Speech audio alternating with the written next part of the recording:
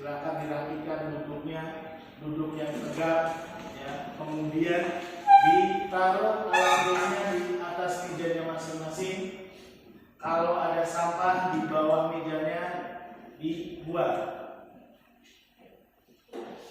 Sudah siap semuanya?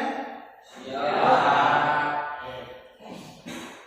Selanjutnya sebelum kita mulai, alhamdulillahirabbil alamin wa bihi nasta'in wa la mudilla wadin wassalatu wassalamu ala asrofil anbiya'i wal mursalin wa ala alihi washabihi ajmain amma ba'du. Ya alhamdulillah, pada kesempatan pagi hari ini kita masih diberikan kesehatan oleh Allah Subhanahu wa taala sehingga kita bisa bertemu kembali belajar bersama-sama dalam materi pendidikan agama Islam dan budi pekerti. Baiklah, sebelum kita mulai pembelajaran kita pada pagi hari ini, marilah kita berdoa terlebih dahulu. Berdoa mulai 1, 2, 3. Bismillahirrahmanirrahim. Rabbi zidni ilma warzuqni fahma. Amin. Ya, mudah-mudahan ya, setelah kita berdoa, kita diberikan kelancaran, diberikan ilmu yang bermanfaat oleh Allah Subhanahu wa taala. Baiklah anak-anakku sekalian, marilah kita bersama-sama menyanyikan lagu Indonesia Raya. Semuanya berdiri. Semuanya berdiri, sikap sempurna. Sikap sempurna. 1, 2, 3. Indonesia tanah airku, tanah tumpah darahku. Silakan untuk duduk kembali.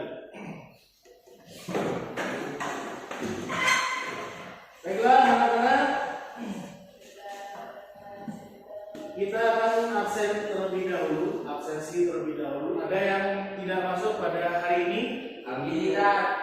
Siapa? Alkindi. Kemana Alkindi? Sakit. Ya, kita doakan mudah-mudahan Alkindi segera diberikan kesembuhan. Amin. Kembali lagi bersama-sama kita belajar bersama-sama dengan kita semuanya. Amin amin ya rabbal alamin. Ya. Baiklah anak-anak, sebelum kita mulai, Bapak akan berikan ice breaking dulu. Ya. Kuncinya adalah katakan apa yang saya katakan. Ya. Kuncinya adalah katakan apa yang saya katakan. Ini kambing, yang ini sapi. Kalau yang ini kerbau. Ya, ini kambing, yang ini sapi. Kalau yang ini kerbau. Sekali lagi, ini kambing, yang ini sapi. Kalau yang ini kerbau. Sekarang kita cek, kita coba. Ya, Zulfikar, ini sapi. Salah. Sultan, nggak ada Sultan. Torik, kambing. belum. Kalau yang ini kambing. Kerbau. Kambing, betul. Kambing betul nggak? Salah. Salah. Siapa lagi? Odon. Ada. Ini kambing. Ini kambing. Kambing, betul. Adi. Kalau yang ini sapi. Salah. Ulangi lagi, kuncinya adalah katakan apa yang saya katakan. Ya. Ini kambing, yang ini sapi, kalau yang ini kerbau. Sekarang bersama-sama. Ini kambing, yang ini sapi. Kalau yang ini kerbau. Ini kambing. Masih ada yang bingung? Anak-anak yang bingung? Reza yang bingung. Bingung ya? Katakan apa? Jadi ketika kita sudah mendengarkan apa yang saya katakan, jangan melihat nilainya. Ya. Jadi kuncinya adalah apa yang saya katakan. Ini pokoknya kalau saya bilang ini pasti jawabannya kambing. Meskipun saya gini, meskipun saya gini. Ya. Kalau saya bilang kalau yang ini meskipun saya angkatnya jempol ya tetap. Kalau yang ini adalah jempol. Karena kuncinya adalah katakan apa yang saya katakan. Tuh, ya. Jadi berarti yang salah tadi kurang fokus. Ya. Ada sebuah ungkapan dalam bahasa Arab, Nahdlatul Ummah bi jaudati tarbiyah wal istiqomatiha lillahi ta'ala. Ada yang tahu artinya? Nahdlatul Ummah bi jaudati tarbiyah wal istiqomatiha lillahi ta'ala. Apa artinya dalam bahasa Indonesia? Kebangkitan umat dengan jaudah kualitas, dengan baiknya kualitas pendidikan tarbiyah wal istiqomatiha lillahi ta'ala, yang secara berkala, secara terus menerus itu hanya untuk beribadah kepada Allah. Jadi kalau kita nanti ya antum atau kalian nanti menjadi guru harus ikhlas ya. Minimal kita menanam kebaikan dulu, meskipun kebaikan itu tidak menghasilkan uang. Kita berkegiatan yang menghasilkan kebaikan, meskipun kebaikan tersebut belum menghasilkan uang. Pada akhirnya nanti entah 5 tahun, 10 tahun pasti ada buah yang kita panen, karena kebaikan-kebaikan yang telah kita lakukan di masa-masa yang telah lalu. Itulah motivasi agar kita selalu mempunyai sifat ikhlas dalam memberikan ilmu atau memanfaatkan ilmu yang telah kita punya ini. Selanjutnya adalah Bapak akan membacakan kompetensi dasar. Ya, kompetensi dasar. Ya. Yang pertama yaitu terbiasa membaca Al-Quran dengan meyakini bahwa kontrol diri atau mujahadah nafs adalah perintah agama. 2. Menunjukkan mujahadah nafs atau kontrol diri sebagai implementasi dari perintah Quran surat Al-Hujurat ayat 12 serta hadis terkait. Selanjutnya menganalisis Quran surat Al-Hujurat ayat 12 serta hadis prasangka baik atau husnuzon. Yang terakhir yaitu membaca Quran surat Al-Hujurat ayat 12 sesuai dengan kaidah tajwid dan makharijul. Selanjutnya yaitu tujuan pembelajaran. Apa sih tujuan pembelajaran yang akan kita pelajari tentang mujahadah nafs itu? Yaitu terbiasa membaca Al-Quran dengan meyakini bahwa kontrol diri atau mujahadah nafs, prasangka baik, husnuzon, dan persaudaraan ukhuwah adalah perintah agama. Yang kedua menunjukkan perilaku kontrol diri, mujahadah nafs, prasangka baik, husnuzon, dan persaudaraan ukhuwah sebagai implementasi perintah ya. Quran surat Al-Hujurat ayat 10 dan 12 serta hadis terkait. Yang ketiga menganalisis ya. Quran surat Al-Hujurat ayat 10 dan 12 serta hadis tentang kontrol diri, prasangka baik dan persaudaraan. Yang keempat membaca Quran surat Al-Hujurat ayat 10 dan 12 sesuai dengan kaidah tajwid dan makharijul huruf.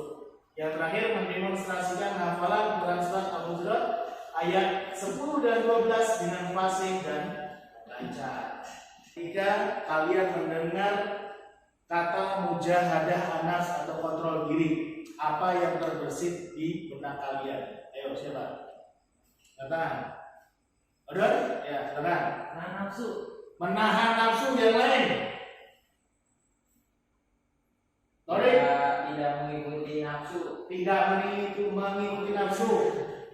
Melatih kesabaran. Melatih kesabaran. Ada lagi? Ali. Menjaga diri. Menjaga diri. Ada lagi? Silakan. Menahan amarah. Menahan amarah. Ada lagi? Nggak ada.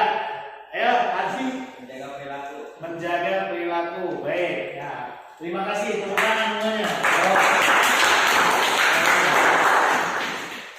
Ya, jadi ketika banyak tadi jawaban ketika mendengar kata kontrol diri atau mujahadah nafs itu banyak sekali apa yang terbesit macam-macam ya, tergantung dari orangnya masing-masing tadi.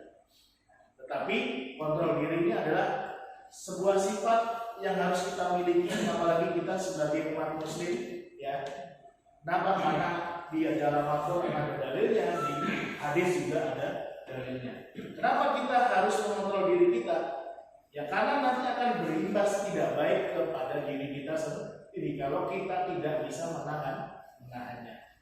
Baiklah, sekarang Bapak akan menayangkan video ya.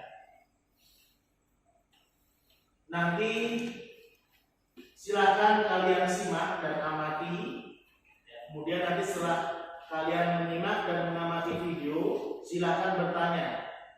Kalaupun tidak ada pertanyaan, silakan membuat kesimpulan dari video tersebut, apa kira-kira makna yang terkandung dalam video tersebut.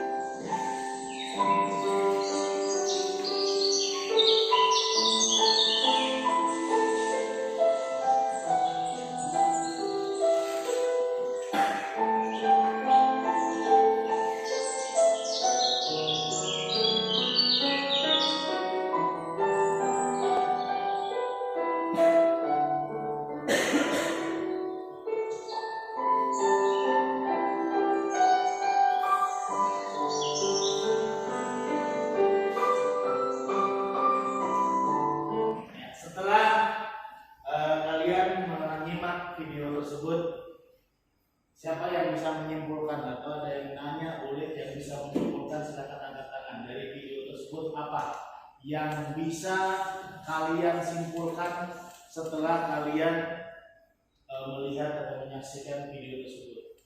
Mulai gimana? Simpulannya bahwasanya berbuat baik kepada orang yang jahat kepada kita itu lebih baik daripada yang terbaik. Lebih baik daripada yang terbaik. Ya, kita kasih simpulan. Yang lain, ada, silakan. Ayo, Reza mau. Kalau orang jahat, kalau misalkan orang jahat sama kita jangan buat jahat, jangan berbuat jahat lagi kepada yang jahat kita. Kenapa alasannya? Karena kejahatan nggak harus dibalaskan kejahatan. Nah, karena jadinya kita sama aja kalau ada orang berbuat jahat kepada kita, nah kita juga berbuat jahat lagi kepada dia. Apa bedanya kita dengan dia? Nggak ada bedanya, sama aja. Jadi kesimpulannya yaitu seperti yang dikatakan oleh teman kita tadi, Odon, bahwasanya apa tadi orang? Berbuat baik pada orang yang jahat kepada kita adalah lebih baik daripada yang terbaik. Nah, gitu. Ya, jadi setiap kita melakukan kebaikan kepada siapapun, ya, niatkanlah bahwasanya insya Allah suatu saat Allah akan memberikan kebaikan kepada kita. Jadi jangan niatnya salah. Saya pengen baik terhadap Reza, biar nanti kalau saya susah ditolong oleh Reza. Jangan. Kita berbuat baik kepada siapapun, ya, kita niatkan mudah-mudahan di suatu saat ketika kita susah, ketika kita meminta pertolongan, Allah akan selalu menolong Allah menolong kita. Jangan ngarepin, ya, jangan sampai kita mengharapkan terhadap makhluk. Kenapa? Ujung-ujungnya kita pasti kecewa. Kalau kita mengharapkan kebaikan dari Allah, insya Allah kita akan tenang dan kita akan selalu membuat kebaikan dimanapun dan kapanpun. Itulah kesimpulan dari video yang telah kita saksikan bersama-sama. Selanjutnya, ya, pembahasan kita adalah mujahadah an-nafs. Ya, semuanya melihat tayangan yang ada di TV. Al-mujahadah memiliki arti yaitu bersungguh-sungguh menahan diri dari syahwat, menjauhkan hati dari angan-angan. An-nafs merupakan bahasa Arab yang memiliki makna diri, jiwa atau ruh. Dapat disimpulkan bahwa arti dari mujahadah an-nafs adalah kontrol diri. Atau bisa juga berarti mujahadah an-nafs atau kontrol diri, yaitu di mana merupakan sebuah sikap perjuangan dengan sangat bersungguh-sungguh untuk menghadapi ego serta berbagai macam bentuk dari nafsu pribadi yang ada dalam diri kita. Kemudian kontrol diri menjadi sebuah tempat untuk melakukan penyusunan, pembimbingan, serta berbagai macam bentuk pengarahan terhadap perilaku yang berada di dalam diri. Ingat bahwasanya kita itu, setiap dari kita mempunyai yang namanya domir atau hati kecil. Kalau kita selalu mengikuti domir kita tidak akan terjerumus pada hal yang tercela. Kenapa?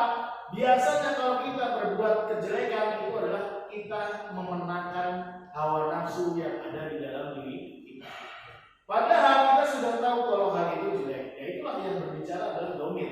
Kalau domir kita bilang jangan, itu adalah jelek, ya kita harus ikuti. Jangan kita lakukan. Kebanyakan dari kita melawannya, maka kita terjerumus dalam perbuatan yang tercela. Kemudian dalil dari mujahadah nafs ini adalah surat Al-Hujurat ayat 12 ya. Yang berbunyi ya ayyuhalladzina amanu istanibu katsiran minadh-dhanni inna ba'dadh-dhanni itsmun wala tajassasu wala yaktab ba'dukum ba'dha ayuhibbu ahadukum ayyakula lahma akhihi maitan fakarihumuhu wattaqullaha innallaha tawwabur rahim.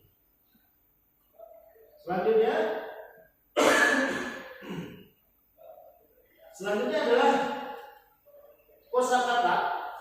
Apa minta tolong Adi baca kosakatanya. Istadibu jauhilah azami prasangka walayakta janganlah menginjing walatassasu jangan mencari kesalahan orang lain walatajassasu janganlah mencari dari kesalahan orang lain ismun dosa. Ismun adalah dosa. Terima kasih Adi, kita berikan tepuk tangan kepada ya. Selanjutnya yaitu tajwid. Jadi kita kaidah tajwid yang ada di dalam Quran surat Al-Hujurat ayat 12. Kita simak bersama-sama. Anak-anakku sekalian, sekarang kita akan membahas hukum tajwid pada surat Al-Hujurat ayat 12. Yang pertama, ya ayyuha, ya ayy, ya a, majalis munfasil karena hormat yaitu ya fathah yang diikuti alif bertemu dengan hamzah di lain kata. Baiklah, ya. Telah kita bahas beberapa tadi ilmu tajwid, kaidah tajwid ya, yang ada di Quran surat Al-Hujurat ayat 12. Ada beberapa yang belum kita bahas kaidah tajwidnya, maka tugas kalian nanti mencari atau menentukan hukum-hukum tajwid yang belum kita bahas pada kesempatan hari ini. Baiklah, selanjutnya anak-anakku, Bapak akan membagikan kelompok ya untuk berdiskusi ya. Jadi nanti saya bagian kelompoknya, nanti kalian berdiskusi, kemudian nanti mempresentasikan di depan sesuai dengan kelompoknya masing-masing. Ya, baiklah. Bapak akan memberikan LKPD ya atau lembar kerja peserta didik, tapi sebelum itu Bapak akan menjelaskan terlebih dahulu bagaimana nanti teknis kalian berdiskusinya. Nanti Bapak akan membagikan LKPD ya. Kemudian nanti di situ ada pertanyaan. Sebelumnya ada cerita tentang kisah Nabi Yusuf. Kemudian nanti ada tugas, ya, tugas bisa kalian baca di layar TV. Ya. Ini tugasnya yang kelompok pertama yaitu di sini kelompok pertama nanti setelah kamu membaca kisah di atas, bagaimana pendapatmu tentang kisah tersebut? Ini kelompok 1. Yang kelompok 2, nanti apa yang kamu lakukan jika hal tersebut menimpa dirimu? Apakah kamu akan mengajak ajakan setan untuk memenuhi hawa nafsumu ataukah melawannya dengan sedaya payah. Arti. Nah, kelompok 1 yang atas, kelompok 2 nanti yang bawah. Sekarang Bapak bagikan KPD-nya.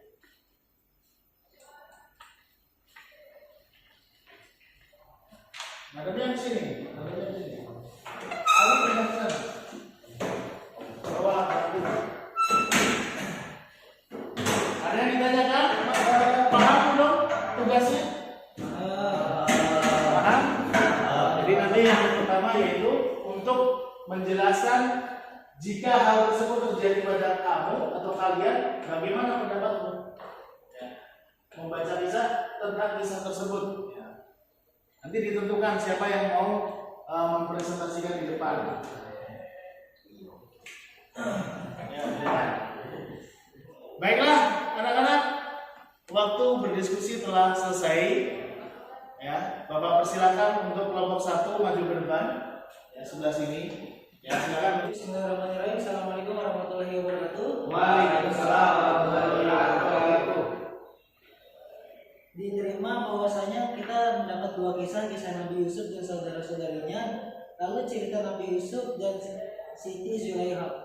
Menurut pendapat saya tentang kisah yang telah saya baca di sini, bahwasanya untuk mengontrol diri dan menahan hawa nafsu tersebut, ya, itu diperlukan sebuah niat di dalam hati. Apakah kita ingin mengikutinya karena Allah atau karena setan? Itu pendapatnya, ya. Karena kita mengikuti di sini bahwasanya untuk menjaga hawa nafsu kita, utamakan 1 nama Allah Subhanahu wa taala, dan bahwasanya ketika kita berbuat baik, jangan sekali-kali kita lihat orangnya, tapi kita lihat siapa kita.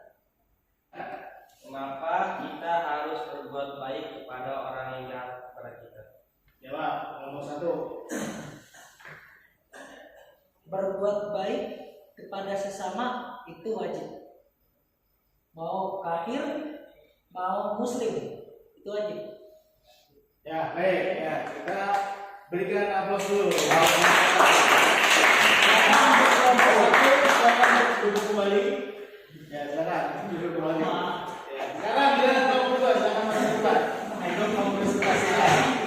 Sebelumnya, Assalamualaikum warahmatullahi wabarakatuh. Waalaikumsalam warahmatullahi wabarakatuh. Ya, saya di sini perwakilan dari kelompok 2 akan menjawab pertanyaan dari Bapak yang tentang cerita Nabi Yusuf. Apa yang kamu lakukan ketika tersebut menimpa dirimu?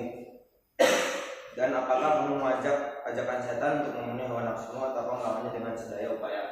Yang pertama dari kami, perwakilan saya, apa yang kamu lakukan jika hal tersebut menimpa dirimu, yaitu kita tetap bersabar karena Allah menguji semua hambanya dengan apa yang diuji, dengan sebisa apa yang hambanya bisa lakukan.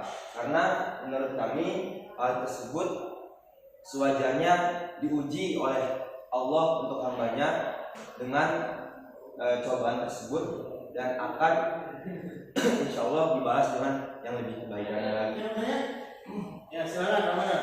Contoh perlawanan dengan sedaya upaya bagaimana ya? Ya, baik, terima kasih. Ya, terima kasih dari kelompok 1. Izinkan saya untuk menjawabnya. Upaya yang kita lakukan adalah mendekatkan diri kita kepada Allah Subhanahu wa taala dengan sholat. Terima kasih kelompok 2, silakan duduk kembali.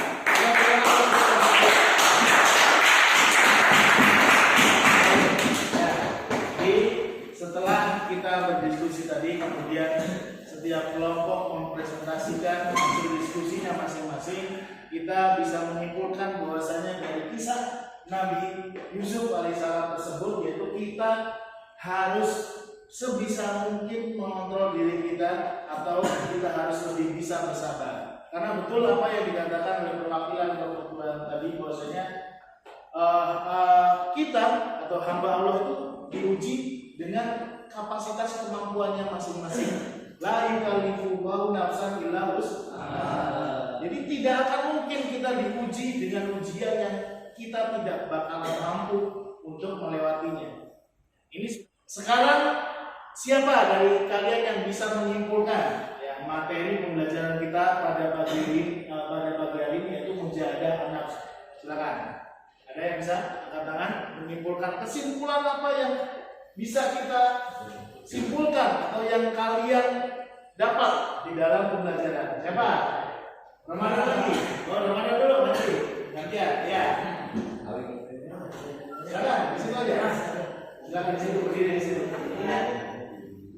Kesimpulannya pada pelajaran pagi hari ini yaitu untuk mengontrol diri, untuk menahan hawa nafsu kita, perlu kita lihat ke pengalaman-pengalaman Nabi dan Rasulullah yang telah Allah turunkan, Allah utus untuk menjadi pedoman kepada kita. Contohnya Nabi Yusuf yang telah kita pelajari bahwasanya saudara-saudara yang telah membuatnya Yusuf jatuh ke dalam sumur memaafkannya, mengontrol diri untuk menahan rasa amarah, lalu difitnah juga memaafkannya untuk menahan diri amarah.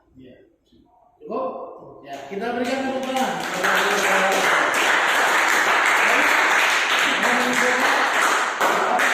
Berdiri. Jadi kesimpulan saya pada pelajaran Bapak adalah kita harus mengontrol diri dengan sedaya upaya kita agar terhindar dari godaan setan dan macam-macam yang lainnya. Karena godaan setan hanya akan membawa keburukan bagi umat manusia. Mungkin segitu saya. Ya, terima kasih Torik. Kita berikan tepuk tangan. Setelah kita belajar pada hari ini, ya Bapak akan menanyakan bagaimana kesan kalian ya pembelajaran ya ceramah yang dikombinasikan dengan kecanggihan atau IT ya pada zaman modern ini. Kalau dulu mungkin hanya ceramah kemudian ditulis di papan tulis, sekarang adanya kecanggihan teknologi, kita bisa pakai media, kita bisa pakai PowerPoint. Bagaimana? Seru nggak kira-kira belajar? Menarik nggak kira-kira? Ini adalah upaya ya kita sebagai guru untuk ya lebih bisa menarik perhatian dari peserta didik untuk lebih fokus, untuk lebih semangat lagi dalam belajar.